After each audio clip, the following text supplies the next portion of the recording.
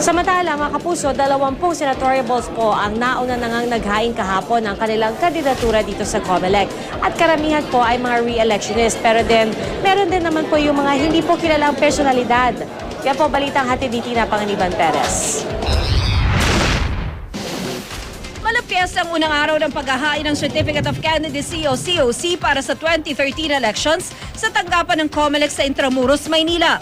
Unang naghain si re-electionist Senator Coco Pimentel na tumakbo sa ilalim ng PDP laban, bagamat guest candidate ng Administration Coalition.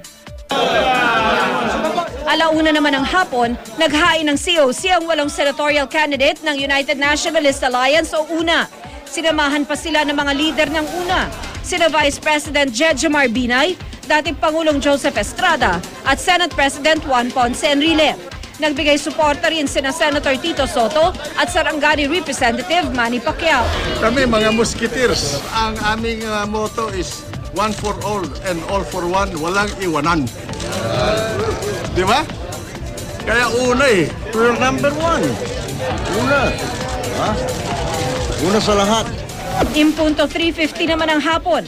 Naghain ng kanyang COC si Senator Loren Legarda na guest candidate ng UNA pero nasa administration slate din. Sa birthday, yun daw ang lucky. Nothing to lose, no harm, okay lang. That was done in all transparency with the Vice President and former President Estrada as well. So, alam nila yon. When the President also invited me, alam din niya na meron akong guest candidate na ako sa UNA. So both parties know that we have been invited by both sides. May paalala naman ang UNA sa kanya. Gayon din kina Senator Chis Escudero at MTRCB Chair Grace Polla Manzares na suportado ng UNA at ng Administration Coalition. Basta't kung ano ang gagawin niya sa UNA o para sa liberal, dapat pareho niyang gagawin sa magkabila. O yan ang usapan niya. Sa unang araw rin naghain ng COC para sa senatorial election, sila Canlu Sang Tagian na may-ari raw ng buong Pilipinas. Bakit po land for the landless? The whole archipelago, ako yung tunay na may-ari. Buong Pilipinas? Yeah. At si Merlito Ocampo Lagata na inalok pa ako ng kasal. Kung hindi pa ako nauna sa banig, maski sa ang simbahan, pakakasalan ko itong baka.